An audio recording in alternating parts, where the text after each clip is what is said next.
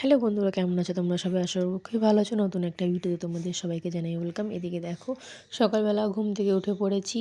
তারপর মেয়েকে খাওয়ানো, তো বাপের বাড়ি আছি আমি।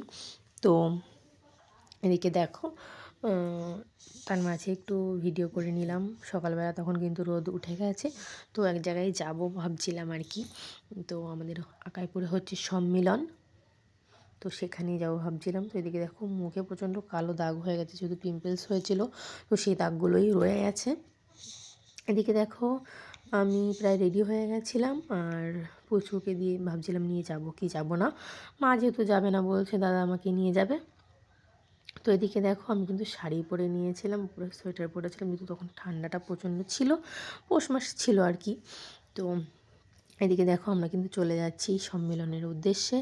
তোমরা কারা কারা সম্মেলনে যেতে ভালোবাসো অবশ্যই কমেন্ট করে জানিও। কারা কারা ডাঙ্কা বাজাতে পারো অবশ্যই কমেন্ট করে জানিও। আমি কখনও বাজাইনি, মানে ছোটো ডাঙ্কা বাজিয়েছি আর কি। আমার মেয়েকে খাওয়াতে গেলে অনেক জিনিসপত্র লাগে, তো তার মধ্যে ডাঙ্কাটাও একটা খেলনা টাইপের, যেটা বাজিয়ে বাজিয়ে ওকে খাওয়ানো হয় আর কি।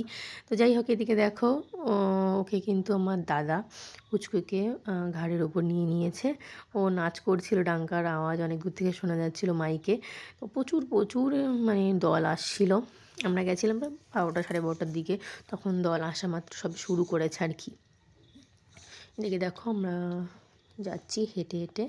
দাদা বাইক হসপিটাল মাঠে রেখে এসেছি, কারণ প্রচণ্ড ভিড় হবে। এখন ভিড় অনেকই কম ছিল, আসার সময় প্রচুর ভিড় ছিল বললাম তো। এবার শীতকাল বলে দেরি করে শুরু হয়েছে। এদিকে দেখো, আমরা কিন্তু হাঁটি হাঁটি পায়ে পৌঁছে যাচ্ছি। এবার দেখো, দল প্রচণ্ড এসছিল, লোকও অনেক ছিল, তোমরা দেখতেই পাচ্ছ। আমি কিন্তু মানে যদি তেমন কোনো অসুবিধা না থাকে প্রত্যেকবারই যাওয়ার চেষ্টা করি আকাইপুরে মতুয়া সম্মেলনে। তো এখানে দেখো, মাতাম দিচ্ছিলো, মানে মানে মাতাম তো সবসময় দিচ্ছিলো, যেহেতু ওই টাইমটাই এত পরিমাণে দল আসছিলো, একজন উঠতে না উঠতে আরেকজন মানে বরণ করেই যাচ্ছে দল যত আসছে। এখানে দেখো, পাগলের দল চলে এসেছিলো। আমি আমার মেয়েকে নিয়ে মন্দিরে প্রসাদ নিতে এসেছিলাম, মেয়ের নামে একটু টাকা দিতে এসেছিলাম। তো যাই হোক, প্রসাদটা নিতে পারিনি, তার আগেই আমাকে সরিয়ে দেওয়া হয়েছিল, মানে সবাইকেই সরিয়ে দেওয়া হয়েছিল যেহেতু এনারা আসছিলেন। তো এদিকে দেখো, ওনারা এসে একটু বসে তারপরে চলে গেলেন, তারপর আমি প্রসাদ নিয়েছিলাম আর কি। তো এখানে আমি আটকা পড়ে গেছিলাম, বাইরে যেতে পারছিলাম না। ঠাকুমা পাশ থেকে দেখছিল, ঠাকুমা বেরিয়ে গেছিলো, ঠাম্মার আমি একসাথে গেছিলাম।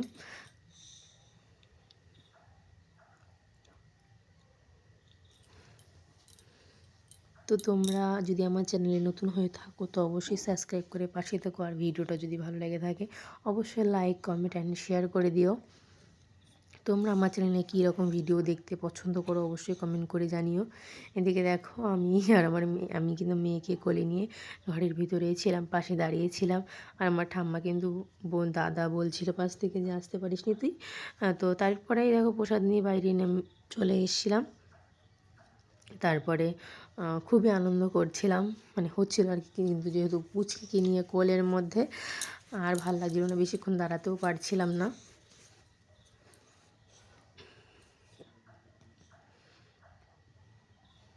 এই ভিডিওটা আমার দাদা করেছিল, যেহেতু ও বলছিল এরকমভাবে ভিডিও কর।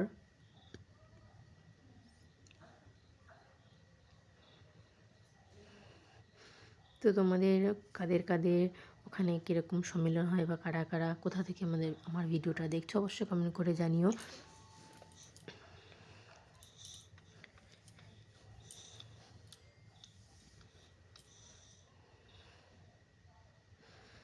অনেক অনেক মানে দেখো, দল ঢুকছে আর কি, অনেক প্রচুর দল ঢুকে। আমরা কিন্তু এত পর্যন্ত ছিলামও না, আমি জাস্ট হয়তো 2 ঘন্টা ছিলাম আর কি। 12:30টার দিকে এসেছিলাম, 2টোর দিকে প্রায় চলে গেছিলাম। এদিকে দেখো, ওখান থেকে চলে এসে আমরা একটু মেলার এখানে, মানে অনেক বড়ই মেলা হয় এবার, আরও দোকানপত্র বেশি উঠেছে। দেখো কত খেলনাবাটি ছিল, যে দাদা বলছিল খেলনাবাটি কিনে দেবে, আমি বারণ করছিলাম কিনে দিতে, কারণ অনেক রয়েছে আর নষ্ট করে ফেলে যেহেতু বাচ্চাদের। তারপরে আমাদের এই কাপগুলো পছন্দ হয়ে গেছে, কিন্তু দাম কম নিচ্ছিল না বলে আমরা কিনিনি আর কি, যেহেতু অনেক দাম বলছিল। এক একটা ছোট্ট ছোট্ট কাপ বলছিল 40 টাকা, 30 টাকা, 35 টাকা, আর দাম কম হবেও না, অনেকগুলো নিলে তারপরে একটু কম হবে, তার জন্য আমরা নিলাম না। সব জায়গায় গিয়ে এই করি, মানে দাম দর পছন্দ হয় দাম দর করি, তারপরে কম হয় না বলে। এদিকে দেখো আমরা কিন্তু খিচুড়ি খেতে চলে এসেছিলাম, প্রসাদ দিচ্ছিল। আমার তো খিচুড়ি খুবই পছন্দের একটি জিনিস। গরম গরম খিচুড়ি আমার মানে আমার খিদে পেট ছিল না, কিন্তু তাও অনেকটাই খেয়েছিলাম। আমার মেয়েকে পাশে বসিয়ে রেখেও খুব জ্বালাতন করছিল। এদিকে দেখো আমাদের খিচুড়ি খাওয়া হয়ে গেছে, তারপরে একটু বাদাম নিয়েছিলাম, একটু নিমকি নিয়েছিলাম। তারপর বাড়ি চলে যাবো। এদিকে অনেক মোমো টোমো খাচ্ছিল আর কি। আইসক্রিম অনেক দোকান খোলেনি, একটু পরে খুলবে আর কি, যেহেতু এখন লোকজন আসা শুরু করেছে সবে, দেখতেই পাচ্ছ। এদিকে দেখো আমরা কিন্তু বাড়ি চলে যাব, বাবা চলে এসেছিল, বাবা টোটো করেই চলে যাব বাড়িতে। দাদা ঠাম্মা থাকবে এখানে আর কি, মানে পরে যাবে। এদিকে দাদুর কোলে উঠে পড়ে যে দল উঠছিল সেটা দেখছিল। এটাও একটি মহিলা দল ছিল আর কি।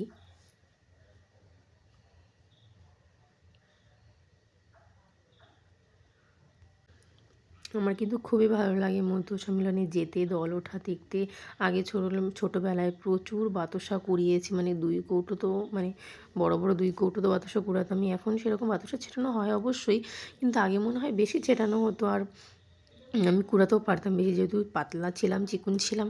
তো ওর মানে মাঝে দিয়ে গিয়ে আগে আগে গিয়ে মানে বাতাসা কুড়ানোর যে মজাটা, সেটা আমি কখনোই ভুলবো না। আগে যেহেতু অন্য অন্য জায়গায় হতো স্কুল মাঠে, এখন অন্য জায়গাটায় হয় আর কি।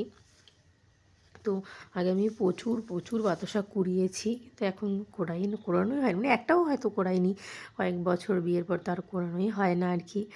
আর ছোটোবেলার স্মৃতিগুলি আলাদা হয়, মজাই আলাদা আলাদা হয়, অন্যরকম হয় আর কি। সেগুলো মানে কখনো ভুলতে না পারার মতো। তো এদিকে দেখো কথা বলতে বলতে বাবা রেখেছিল আকাইপুরে টোটো, সেখানেই চলে এসেছি। তো ওখানেই আমরা বাড়ি যাব এখন। দুপুরও হয়ে গেছে, মেয়েকে খাওয়াতেও হবে, খাইয়ে ঘুম পাড়াতেও হবে। এদিকে দেখো রাত্রে ভাবলাম যে আবার যাবো ওর বাবার সাথে, বাবা যেহেতু যায়নি তো আর যাওয়া হলো না, চলে এসছি। এবার আমার মেয়ে বায়না করেছে ওর দিদুনের মৌজা পড়বে, সেটাই ওকে পরিয়ে দেওয়া হলো। তারপরে আবার খুলেও ফেলেছে, কান্না কাটি, সেটার ভিডিও করা হয়নি। ওর মৌজা নেওয়া হচ্ছে, সেটা পড়বে কি পড়বে না ভেবে ভেবে। ওর বাবা নিয়ে এসেছিলো চাউমিন, সেটাই আমরা খাচ্ছিলাম সবাই মিলে। আমার মেয়ে একটু চাউমিন খেতে ভালোবাসে, মানে নতুন নতুন খাওয়া শিখেছে আর কি, ও তো কিছুই খেতে চায় না, তো এটা একটু খাচ্ছিল। তারপরে আমার বাবা নিয়ে এসেছিলো বিরিয়ানি, সেটাই আমরা রাত্রে খেয়ে একেবারে ঘুমিয়ে পড়েছি। আর ভাত, আর খিচুড়ি ছিল একটু, সেটাই খেয়েছি।